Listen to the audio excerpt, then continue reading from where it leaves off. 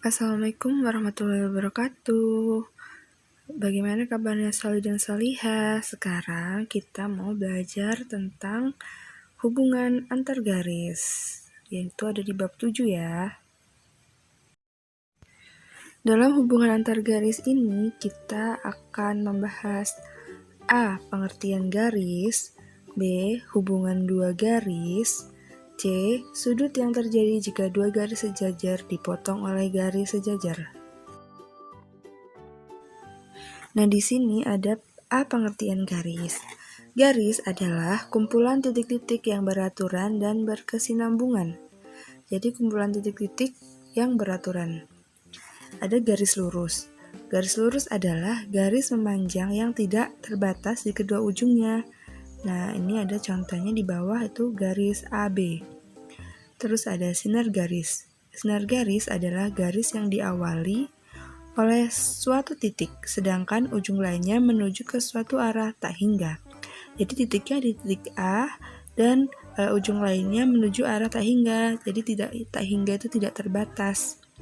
Kemudian ada segmen garis atau ruas garis adalah garis yang dibatasi oleh dua titik.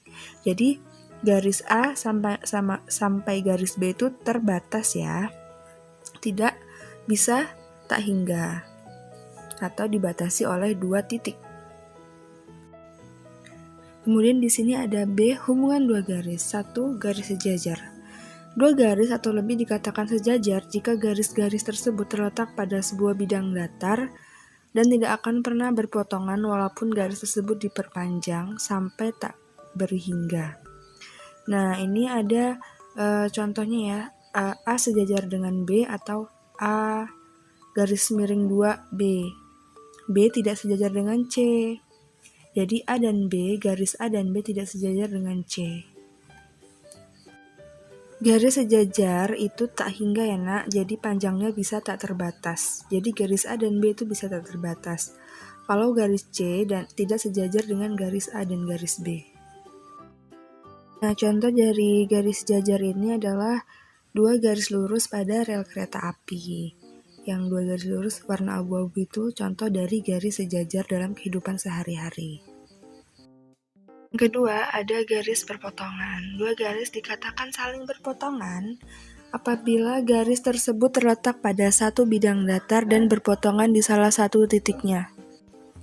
Nah, itu ada garis X dan garis Y merupakan dua garis yang saling berpotongan di titik Z. Nah, ada contoh lainnya itu adalah di dalam kehidupan sehari-hari, yaitu rel kereta api yang berpotongan. Bukan yang sejajar ya, rel kereta api antara rel satu dengan rel lain yang berpotongan. Contoh lain dari garis-garis berpotongan yaitu ada pada kincir angin. Nah, lihat pada gambar di samping ya. Yang ketiga, ada garis berimpit. Dua garis dikatakan berimpit jika kedua garis tersebut memiliki paling sedikit dua titik bersekutuan. Garis yang berimpit terletak pada satu garis. Jadi dua garisnya itu terletak pada satu garis. Garis M dan N merupakan dua garis yang berimpit. Pada pukul 12, jarum pendek dan panjang saling berimpitan tuh. Contohnya ada di jam dinding ya. Itu jarum pendek dan jarum panjang ada di angka 12. Itu namanya berimpit. Dua garis yang saling berimpit.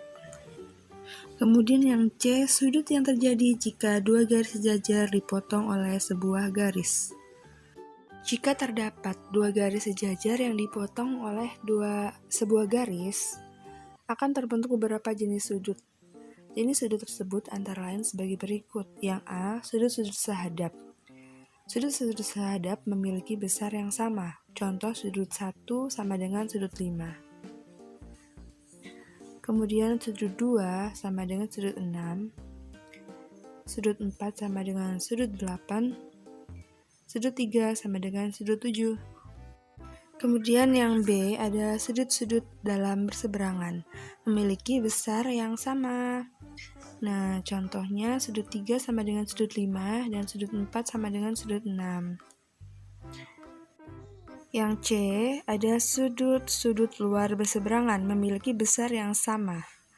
Jadi besar sudutnya sama ya. Contohnya sudut 1 sama dengan sudut 7 dan sudut 2 sama dengan sudut 8. Kemudian yang D yaitu sudut-sudut bertolak belakang memiliki besar yang sama. Contoh sudut 1 sama dengan sudut 3, sudut 2 sama dengan sudut 4, sudut 5 sama dengan sudut 7, dan sudut 6 sama dengan sudut 8.